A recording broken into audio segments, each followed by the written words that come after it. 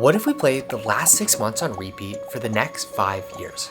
Over and over again, we take the same daily actions, have the same daily habits, and interact with the same exact people.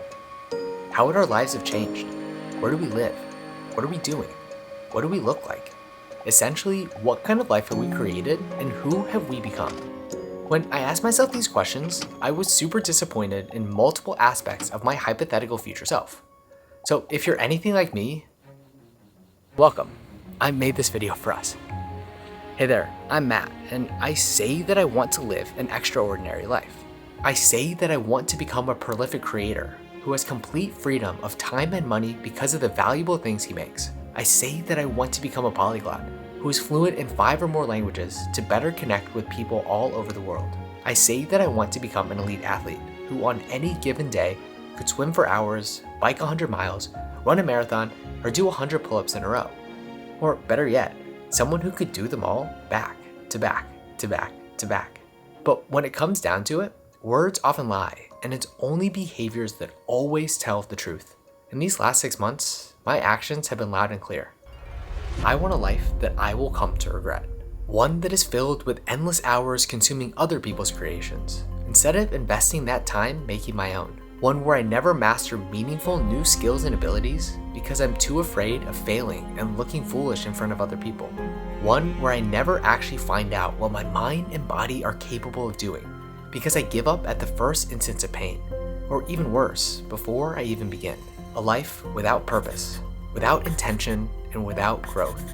A life that, to put it bluntly, sounds like it really sucks. But here's the beautiful thing. Life doesn't have to turn out that way. My past actions have led to my present state, but they do not dictate my future.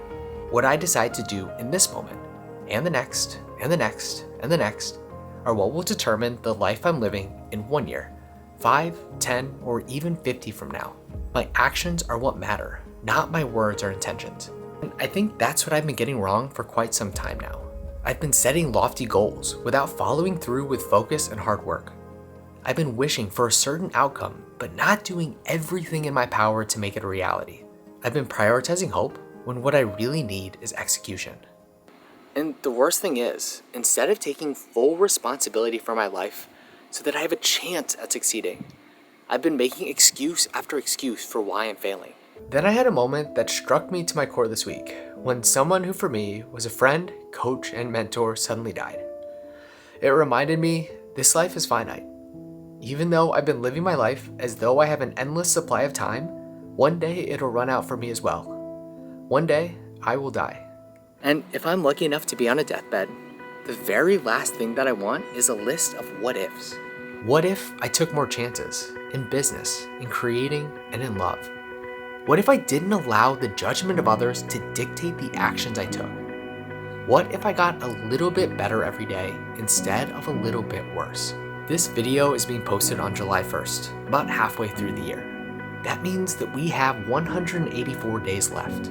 184 days to make meaningful progress towards our highest and most noble goals. 184 days to invest quality time with our friends and family. 184 days to do everything that we can to avoid feeling the same way at the end of this year that we do at this very moment. It doesn't matter how well or how poorly we spent the previous 6 months. All that matters is what we choose to do right now. And even if you're watching this on one of the other 364 days of the year, or 365 if it's a leap year, the message is still the same. At any point, we can decide to take action to change our lives for the better. Why not right now?